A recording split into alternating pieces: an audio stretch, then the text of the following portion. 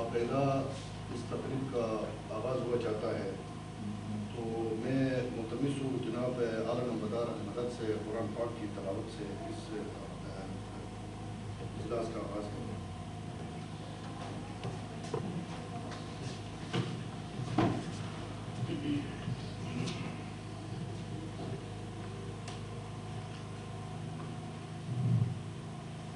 أعوذ بالله من الشيطان الرجيم. بسم الله الرحمن الرحيم. قل الحمد لله قل اللهم مالك الملك تؤتي الملك من تشاء وتعز من تشاء وتذل من تشاء وتعز من تشاء وتذل من تشاء بيدك الخير إنك على كل شيء قدير. تولج الليل في النهار وتولج النهار في الليل وتخرج الحي من الميت وتخرج الميت من الحي وترزق من تشاء بغير حساب.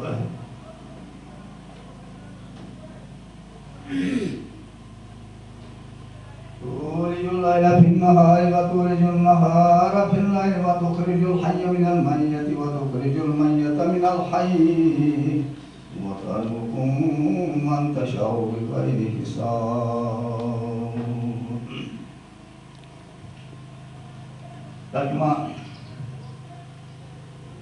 اے رسول صلی اللہ علیہ وآلہ وسلم، آپ کہہ دیجئے خدا جو صاحب حقدار ہے، جس کو چاہتا ہے اقتدار دیتا ہے اور جسے چاہتا ہے اقتدار چھین لیتا ہے، جس کو چاہتا ہے عزت دیتا ہے اور جس کو چاہتا ہے ذلیل کرتا ہے.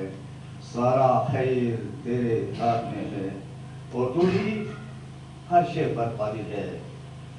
تو رات کو دن میں تبدیل کرتا ہے اور دن کو رات میں تبدیل کرتا ہے، اور مردہ کو زندہ کرتا ہے اور زندہ کو مردہ کرتا ہے، اور جسے چاہتا ہے بے حساب رزق دیتا ہے. صدق اللہ العلی العظیم.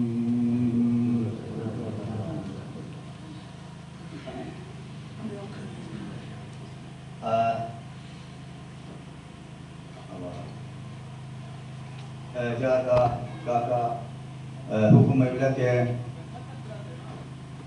سبوچنی یوم دفاع 6 ستمبر گنس منایا تمن وہ شہداء تلکنے دا میہرم تمہن اہم شخصیتاً اعلیٰ نمبردار رحیم آباد زمرود صاحب رضا الہی تم تو انہیں تیسرا گن دلا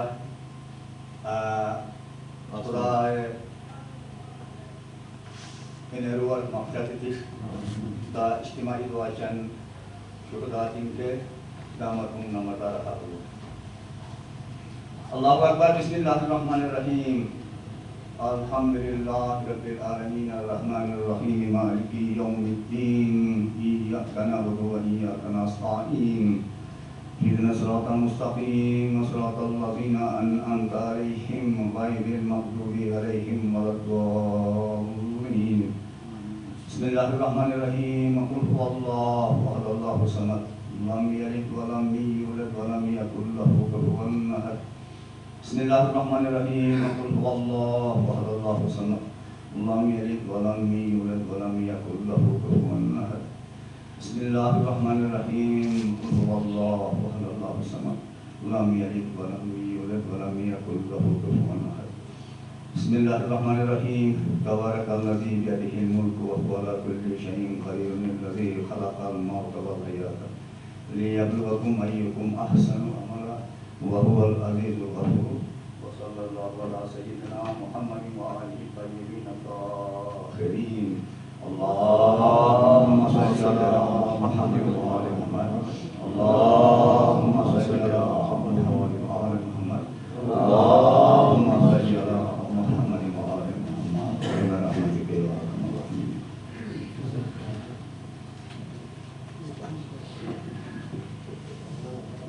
شکریہ جناب تو اس کے بعد میں آپ سب کو خوش آمدید اور تعارفی کیوں آئے ہیں اس حوالے سے صدر نمبردار حمزہ ضلع کے جناب اسلم شاہ صاحب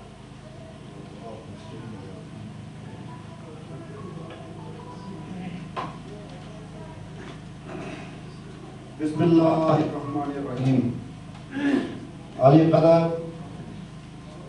عمائدین حمزہ اور بہت زیادہ ہمارے لیے قابل قدر سب جو بھی آئے ہیں اتنے دور دور سے آج کے اس موقع پہ. ہم نمبرداران حمزہ آپ سب کے طرف سے میں تمام نمبرداران حمزہ کی طرف سے آپ سب کو خوش آمدید کہتا ہوں, ویلکم کرتا ہوں اور آپ کا شکریہ ادا کرتا ہوں کہ آپ سب لوگ معمولی سے نوٹس پہ مختصر سی نوٹس پہ اس طرح تشریف لائے اور ہم سے بھی پہلے پہنچے. اور یہ اندازہ ہمیں یہ ہوتا ہے کہ اس معاملے پہ ہماری علاقہ, ہمارا قوم, ہمارے لوگ کتنے سنجیدہ ہیں. تو میں اس کے بعد کچھ وہ باتیں کروں گا جس میں ہم اس طریقہ کار یا اس کام کے کرنے کے لیے متفق ہوئے, کس طرح ہم یہ مشن کے لیے آگے بڑھنے کے لیے ہم تیار ہوئے. تھوڑا سا وہ دو الفاظ ادا کروں گا. ہم نمبرداران حمزہ بے شک کچھ اس طرح کے کاموں کے لیے نہیں ہیں. یہ کام ہمارے سیاسی قیادت, سیاسی ایکٹیوسٹ کا ہوتا ہے بے شک بنیادی طور پہ. لیکن آپ لوگوں کو پتہ ہے کہ نمبردار حال حال میں عوام کے ساتھ اچھا میں برے میں ہر کام میں شریک ہوتا ہے. تو بہرحال ہمیں یہ واسطے پڑھتے رہے اور ہمیں احساس ہوتا رہا کہ ہماری جو سیاسی قیادت یا ہمارا جو نمائندگی ہے اس کی ہمیں کتنی ضرورت پڑتی ہے, کیسے ملکوں کو ضرورت پڑتی ہے, انتہائی سخت ضرورت پڑتی ہے. کیونکہ جب ہم جاتے ہیں کسی دفتر میں تو ہمیں یہ کہہ سکتے ہیں آپ کون ہیں جناب, آپ چاچے ہیں, ہاں ہیں, لیکن ان کو ایسا نہیں کہہ سکتے. وہ کہیں بھی جائیں کسی علاقے کی جب نمائندگی کر کے جاتے ہیں تو ان کی ایک ریسپیکٹ ہوتی ہے, ان کی بات سنی جاتی ہے اور مسائل حل میں مدد ملتی ہے. تو ہمارے مسائل لٹکتے گئے اور اچھے خاصے لٹکتے گئے, بڑا عرصے تک لٹکتے گئے. تو بہرحال اس سلسلے میں ہم نے ویسے 4-5-6 یہاں کے مل کے سوچے چلو بھائی ایک دن ہم سارے نمبرداران حمزہ مل کے بیٹھتے ہیں, کیا ہم اس معاملے میں سوچ رکھتے ہیں. تو اس سلسلے میں جب ہم سب جمع ہوئے ایک دن تو دیکھا کہ تمام نمبرداران بہت زیادہ جذباتی تھے اس معاملے میں کہ ہم سے یہ بہت بھول ہوئی ہے, چوک ہوئی ہے, جلدی نہیں کی گئی ہے, لیٹ ہو گئے ہیں, جلدی کریں. اس کے بعد انہوں نے ایک یہاں پہ ایگزیکٹو باڈی بنائی اور کہا کہ آپ لوگ ایگزیکٹو باڈی جو مرضی کام کریں, ہم آپ کے ساتھ ہیں, آپ کے اس پہ کھڑے ہیں. تو اس کے بعد ہم نے جو کاروائیاں شروع کی اس میں پریس کانفرنس, اپیل, اخبارات میں اپیل کا لکھنا, اس کے علاوہ جو ہمارے اس میں پائپ لائن میں تھا وہ یہ تھا کہ ہم اس طرح آپ کے حمزہ کے تمام نوٹیبلز یعنی اسٹیک ہولڈر کو بلا کے ان کے ساتھ بھی اس معاملے میں مشورہ کریں گے, ان سے بھی تجاویز لیں گے, ان کی سپورٹ لیں گے.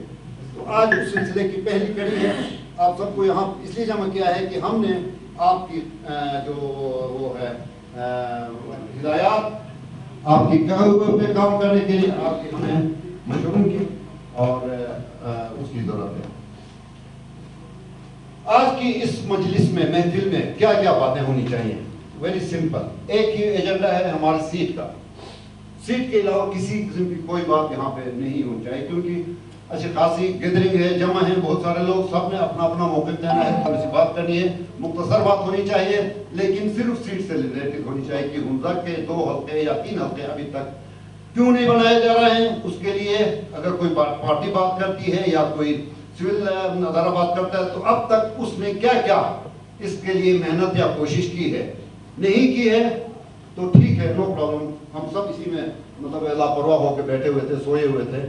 تو نہیں کیے تو ابھی آئندہ کیا کر سکتے ہیں اور کیا کرنا چاہیے. یہ 3 چیزوں کے بارے میں ہمیں آج صرف آپ کی مشوروں کی ضرورت ہے, تجاویز کی ضرورت ہے. آپ لوگ سب سے یہ گزارش ہوگی, خاص کر جب پارٹی کی نمائندگی کرتے ہوئے کوئی بات کرے تو وہ پارٹی کا اپنا بتائے کہ ہماری ہونی چاہیے یا نہیں ہونی چاہیے. اگر ہونی چاہیے تو اس نے کیا کیا ابھی تک بطور پارٹی حمزہ کے, اور نہیں کیا تو آئندہ کیا کیا کریں گے. ابھی یہ سوال پیدا ہوتا ہے کہ کیا سیاسی جو ہماری ایکٹیویزم ہے یا ہمارے لوگ سیاسی پارٹیوں میں کس طرح ہونی چاہیے. ہم بہت زیادہ اپریشیٹ کرتے ہیں کہ سیاسی پارٹیوں میں ہمارے لوگوں کا ہونا انتہائی ضروری ہے. تو انتہائی ضروری ہے. لیکن سیاست کیوں کرتا ہے؟ کسی بھی علاقے کا جو علاقے کے لوگ ہوتے ہیں سیاست اس لیے کرتے ہیں کہ اپنے علاقے کی تعمیر و ترقی کے لیے، اپنے علاقے کو بہتری کے لیے، بھلائی کے لیے. تو یہ مد نظر ضرور ہونا چاہیے کسی بھی ہمارے سیاسی ورکر سے.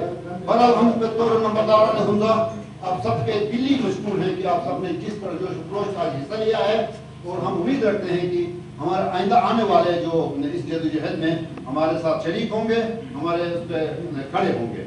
اگلے ہمارے پروگراموں میں ہمارے جو گلگت میں قیادت ہے، گلگت بلتستان کی پوری قیادت کو جا کر ہمارا پیغام جائے گا کہ ہم ابھی ایک سیٹ کے اس سے نکالیں، ہمیں کم از کم 2 اور سیٹیں دیں تاکہ ہمارے لوگ مسئلے حل ہو سکیں.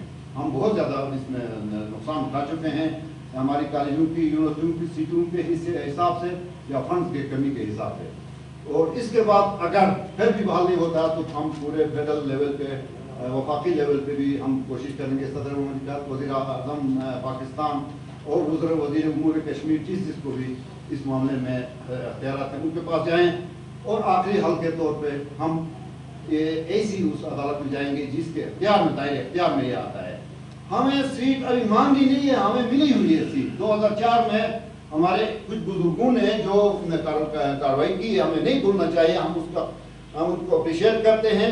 اس وقت کے ضلع کونسل کے اپنا کیا نام کا علی آباد کے، ان کی درخواست پہ، بہادر شاہ صاحب کی درخواست پہ ان کی کارروائی ہوئی ہے. راجہ بہادر نہیں، بہادر شاہ علی آباد کا ڈسٹرکٹ کونسلر تھا،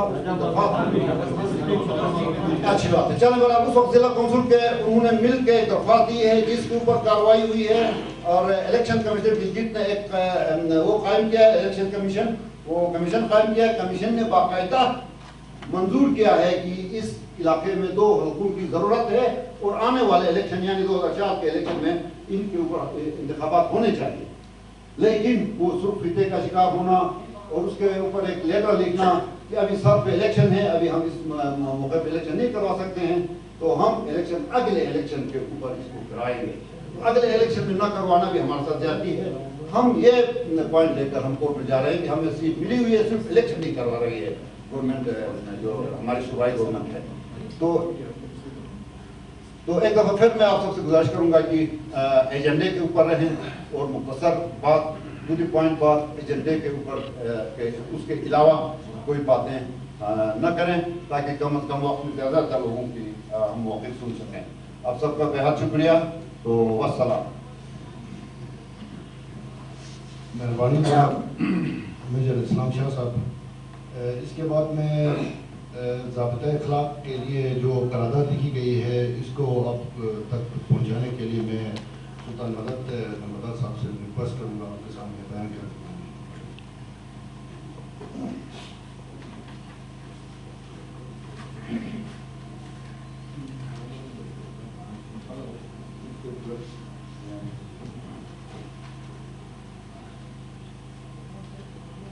بسم اللہ الرحمن الرحیم. حمزہ کے کلک سے لے کر خضروات تک کے آج کی اس اجتماع میں جمع تمام معززین کو میں بار دیگر نمبرداران کی طرف سے اور اپنی طرف سے یہاں پر خوش آمدید کہتا ہوں اور آپ کا شکریہ ادا کرتے ہوئے آفس پہ آپ نے وقت نکالا اور اس اہم موضوع کا آپ تشریف لائے ہیں یہاں پہ. میٹنگ کی جو آج کا مقصد ہے جس کے لیے رکھا گیا ہے وہ ایک نکاتی جو ایجنڈا ہمارا ہے اس کا ذکر ہمارے نمبردار ایسوسیشن کے صدر میجر اسلام صاحب نے آپ سے کیا ہے. تاہم میں یہ عرض کرنا چاہوں گا کہ یہ جو کوشش ہے جیسا کہ انہوں نے فرمایا پچھلے کوئی 1 مہینے سے نمبردار صاحبان اس حوالے سے سرگرم ہیں. 10 اگست کو پہلی باضابطہ نمبرداران کی میٹنگ ہوئی تھی گلگت میں. وہاں پہ ان سیٹوں کے حوالے سے ایک اتفاق رائے پیدا کرنے کے بعد پھر نمبرداروں کی جنرل میٹنگ بلائی گئی. وہ 16 اگست کو اس کے کوئی 1 ہفتے کے اندر دوبارہ میٹنگ یہاں علی آباد میں بلائی گئی اور ان کے اس اجتماع میں ایک تفصیلی قرارداد منظور کی گئی जिसे मीडिया को भी जारी किया गया है। आप में से बहुत सारे हजरात की नज़र से वो गुजरा होगा और वहाँ ये तय हुआ नंबरदारान के उस महफिल में, क्योंकि ये मसला सिर्फ नंबरदारान के हद तक नहीं है, ये हुंजा का इज्तिमाई और देखा जाए तो आज हुंजा का मसला नंबर 1 है। इस सीटों के ना होने की वजह से, हमारे नुमाइंदे कम होने की वजह से हुंजा न सिर्फ एक जो नुमाइंदगी का जमहूरी हक होता है उससे महरूम है, बल्कि हम उस इलाके के लिए जो तरक्याती फंड मिल सकता है उन हकों के हिसाब से, उससे महरूम रहने की वजह से हम यहाँ पे बिजली से लेकर पानी से लेकर सेहत, तालीम, जिंदगी का हर शोबे में हम जो महसूस करते हैं कि हुंजा पसमानदा रह चुका है। तो ये पिछले 26 सालों में 1994 में हल्काबंदियों के बाद से उस अफसर जो हुंजा के साथ जाती हुई है उसको महसूस करके कहा यह गया कि ये जो सीटों का हमारा मसला है इसको हमें सबसे पहले अवलियत देनी चाहिए और तमाम हुंजा के बाशिंदगान, चाहे उनका ताल्लुक जिस पार्टी से हो, उनका ताल्लुक जिस मकतब फिक्र से हो, उनकी सोच चाहे जो भी हो, हम आपस में इलेक्शन भी लड़ते रहेंगे, हम आपस में इख्तिलाफात भी करते रहेंगे, हम आपस में लड़ते झगड़ते भी रहेंगे, लेकिन एक बुनियादी चीज जिस पे हमें जमा होने की जरूरत है, हम जो हुंजा वाले ये दावा करते हैं कि हम बाशऊर कौम हैं, हम तालीम याफ्ता कौम हैं, क्या हमें ये ज़ेब देता है कि हम इस बुनियादी मसले को ही भूल के छोड़ जाएं और छोटी छोटी फरोई चीज़ों का अंदर हम उलझ के रह जाएं। तो इस मसले के लिए महसूस ये किया गया कि हमारी जितनी सियासी पार्टियों के अंदर काम करने वाले रहनुमा हैं, जो कारकुन हैं, उन पार्टियों के अंदर जो हमारी क़यादत है उसको साथ लेके, और वो तमाम हजरात जो नंबरदार तो नहीं है लेकिन इस माशरे के अंदर उनका नुमायां किरदार है सिविल सोसाइटी की शक्ल में, समाजी कारकुन होने की शक्ल में, और माशरे के हर मसले में वो कंट्रीब्यूट करते हैं। उनकी सोच होती है, उनकी फिक्र होती है, उनकी दानिश होती है, उनकी आरा से इस्तेफादा करके हम हुंजा वाले कोई एक मुतफ़िक़ा लाए अमल तय करें। इसमें सबसे पहले सवाल आपके सामने ये रखा जा रहा है कि ये जो सीटों का मुतालबा है, नंबरदारान ने तो पिछले, ये भी आपके सामने पेश भी करेंगे, पिछले जो करारदाद मंजूर किया है, जो एलाबिया है, उसमें 2 सीटों का हमने मुतालबा किया है। 2 सीटों के मुतालबे की बुनियाद इस खित्ते की जो बड़ी वसअत है, पूरे गिलगित बल्तिस्तान में ये सबसे बड़ा वसी इलाका है, जिसकी वजह से दूर दराज जो हमारे गाँव हैं, आबादियाँ बिखरी हुई हैं, उसकी वजह से हमें यहाँ पे नॉर्मल एक हल्के का जो फंड हो सकता है वो वैसे भी उस तरह से नाकाफी होता है। दूसरा, खुद इलाके की जो हमारी आबादी है उसका सबसे बड़ा सबूत नंबरदारान की नज़र में हमारा वोटर्स लिस्ट है। पिछले इलेक्शन में हुंजा के जो वोटर्स की तादाद 37,000 थी, अब जाहिर है 5 साल के अंदर वो 40,000 को क्रॉस कर चुकी होगी, मुझे तादाद शुमार तो नहीं पता। तो जहाँ पे 40,000 की आबादी वोट देने वाली है, 18 साल से ऊपर की है, वहाँ ये कैसे मुमकिन है कि 18 साल से कम उम्र की आबादी सिर्फ 12,000 हो, यानी 52,000 की टोटल मरदमशुमारी आई है। तो उस वजह से नंबरदारान को ये जो मरदमशुमारी के एदाद शुमार आए हैं सामने, उन पर एतमाद नहीं है। हमने उस पर अपने तशवीश और अपने अदम एतमाद का इजहार किया है। और दूसरा, इन वोटर्स लिस्ट के हवाले से देखा जाए तो 3 सीटों का हमारा जो मुतालिबा था वो इस तरह से भी जायज़ है कि हमारे सामने गिलगित बल्तिस्तान की असम्बली के अंदर 11,000 के वोटों पे, 12,000 के वोटों पे, 14,000 के वोटों पर सीटें बटी हुई हैं। अगर उस तरह से भी देखा जाए तो आप 3 सीटों के हकदार उस तरह से भी बनते हैं। ताहम ये सारी चीज़ें आपके सामने रखने का मकसद ये है कि ये नहीं कि हम ये फैसला कर चुके हैं तो आप इस पर अमल करें, बल्कि आपकी राय की, आपके क़ीमती मशवरों की और आपकी रहनुमाई और आपकी मुशावरत के साथ एक लायामल और मौक़िफ़ को इख्तियार करने के लिए आज आपको तकलीफ दी गई है। इस सिलसिले में कुछ गुजारिशात ये हैं कि चूँकि आज की जो मीटिंग है, हम जैसा कि मैं अर्ज कर चुका हूँ कि हमारा ताल्लुक मुख्तलिफ ख़याल किस्म के सियासी रुझानात से, सियासी नज़रियात से, सियासी तंजीमों से हो सकता है। ہمیں ایک دوسرے کی کارکردگی کے اوپر، ہمیں ایک دوسرے کے کردار کے اوپر تنقید کا وہ ہو سکتا ہے، اور یہ جمہوری حق ہے، لیکن تاہم ایک وسیعتر مفاد میں اور ایک متفقہ عمل اختیار کرنے کے لیے یہ ضروری ہم سمجھتے ہیں کہ ہم اختلافی مسائل میں الجھے بغیر، ذاتیات میں گئے بغیر، ہم اپنی بات یہاں پہ اجتماعی طور پہ کیا بہتر ہو سکتی ہے اس پہ بات کریں۔ آج کی اس میٹنگ میں ہم نے تمام نمائندوں کو، جو سیاسی پارٹیوں کی قیادت ہے یہاں پہ، ان کو، اور جو حضرات ہمارے اس خطے کے عوام کے ووٹوں سے منتخب ہو کے اسمبلی کے رکن رہے ہیں، اور نہ صرف اسمبلی کے رکن رہے ہیں بلکہ اعلیٰ عہدوں پہ رہے ہیں، جس طرح سے ہمارے گورنر سابق میر صاحب تھے اور اسپیکر صاحب ہمارے وزیر بیگ صاحب تھے، ان کو بھی دعوت دی ہوئی ہے۔ تو ہمیں نہیں پتا وہ آتے ہیں یا نہیں آتے ہیں، تازہ اطلاعات کبھی نہیں ہیں، اگر آ گئے تو بہت اچھی بات ہوگی۔ وہ ان سے کو بلانے کا مقصد بھی یہ تھا کہ وہ بھی ہمیں رہنمائی کریں گے کہ مسائل انہوں نے کیا دیکھے، اس کے لیے انہوں نے جو کوششیں کی، جو کام کیا، اس میں ان کو کیا رکاوٹیں پیش آئیں، کیا ان کے لیے وہاں پہ کس حد تک وہ بات ہماری آگے بڑھ گئی تھی، وہ بھی اپنی کارکردگی اور اپنی رائے سے ہمیں یہاں پہ آگاہ کریں گے۔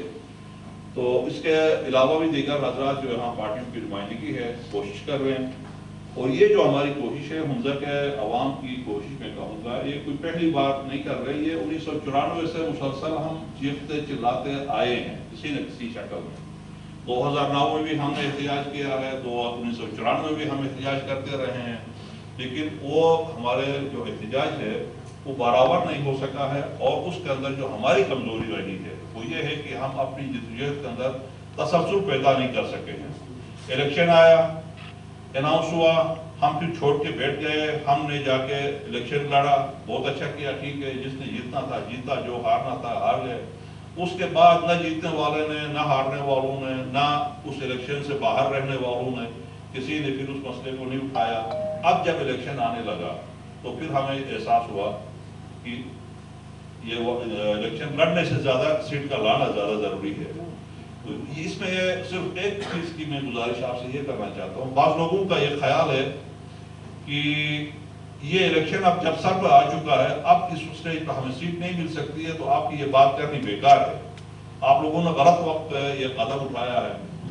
ان کی خدمت میں ہماری گزارش ہے کہ ہم نے دانستہ طور پہ اس وقت کا انتخاب اس لیے کیا ہے کہ الیکشن شروع ہونے سے پہلے یہاں پہ وہ فضا، وہ بخار، وہ پولیٹیکل چارج ہونا جس کو آپ کہہ سکتے ہیں، معاشرے کے اندر ایکٹیویزم پیدا جو ہوتی ہے وہ ان دنوں میں ہوتی ہے۔ ایک ایشو اور قانونی طور پہ میں یہ عرض کروں کہ ہماری سیٹوں میں اضافہ کرنے کے لیے گلگت بلتستان کے اندر جو آئین کا متبادل جو ہمارا پاس قانون ہے، گلگت بلتستان گورننس آرڈر، اس میں سیٹوں کی تعداد کا ذکر ہے، اس میں ترمیم کی ضرورت ہے۔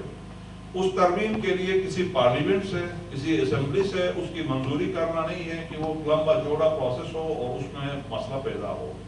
جیسا کہ میجر صاحب نے فرمایا، اس کی ڈی لیمیٹیشن کی بھی تجویز پہ عمل درآمد ہو کے اس پہ الیکشن کمیشن اپنا کام پورا کر چکا ہے۔ اس چیز کو بھی آگے بڑھایا جا سکتا ہے، 2 سیٹوں کے اوپر بھی بات کی جا کام ہو سکتا ہے۔ ایک ایگزیکٹو آرڈر کی ضرورت ہے، اس پہ صدر کی طرف سے وفاقی حکومت کو کی سمری جائے تو اس پہ صدر نے دستخط کرنا ہے، اس دستخط کے بعد وہ قانون عمل درآمد کے قابل ہو جاتا ہے۔ تو ہم سمجھتے ہیں کہ ابھی چونکہ الیکشن یقینی نہیں ہے کہ کب تک ہوں گے، اور اگر یہ جو اکتوبر نومبر تک جو کہا جا رہا ہے کہ ہوں گے، تو تب کی الیکشن شیڈول کے اعلان کے لیے کافی وقت ہے۔ ہاں، اگر الیکشن شیڈول کا اعلان ہو چکا ہو، کاغذات نامزدگی داخل ہو رہی ہوں، اس کے بعد ہمارا جو مطالبہ ہوتا ہے اس کے لیے یہ کہا جا سکتا ہے کہ ممکن نہیں ہے، ابھی وہ مرحلہ نہیں آیا ہے۔ اس لیے یہ گزارش آپ سے ہے کہ یہ وقت ہم سمجھتے ہیں کہ بہتر ہے، اور اس کے لیے میں تھوڑا سا ایک تو یہ آپ سے سامنے پیش کروں گا کہ کیونکہ شرکا یہاں پہ ایک سے ایک صاحب رائے شخصیات بیٹھی ہوئی ہیں، تو ہماری گزارش یہ ہوگی کہ وقت کا خیال رکھیں، 5 منٹ سے زیادہ ٹائم نہ لگے، اور اپنی بات کو مختصر کر کے کسی کی ذات کو یا کسی پارٹی کو یا کسی دوسرے اپنے سیاسی مخالف کو ٹارگٹ کر کے بات نہ کی جائے، اور جو بھی بات کرنی ہے یہاں پہ ہمارے ایسوسیشن کے صدر صاحب میجر اسلام صاحب ہیں، ان کو مخاطب کر کے بات کی جائے، اور براہ راست ایک دوسرے کو اگر مخاطب نہ کریں، اور جو صاحبان بات کرتے ہیں تو مقررین کی بات کے دوران اگر کوئی بات پسند نہ بھی آئے تو اس کو تحمل سے سننے کے بعد بعد میں اپنا موقف ضرور پیش کریں، آپ کو موقع دیا جائے گا، اور ہم یہ چاہیں گے کہ ایک شائستہ طریقے سے ہمارا یہ جو سیشن ہے، جو کاروائی ہے، وہ اپنے اختتام کو خوش اسلوبی سے پہنچے اور نتیجہ خیز ہو، ہم کوئی فیصلہ کر کے یہاں سے اٹھ سکے۔ تو یہ چند گزارشات ہیں، ان کے ساتھ ساتھ پچھلی جو قرارداد پیش کی گئی تھی، میں اس کو ضروری سمجھتا ہوں آپ کے سامنے پیش کرنا۔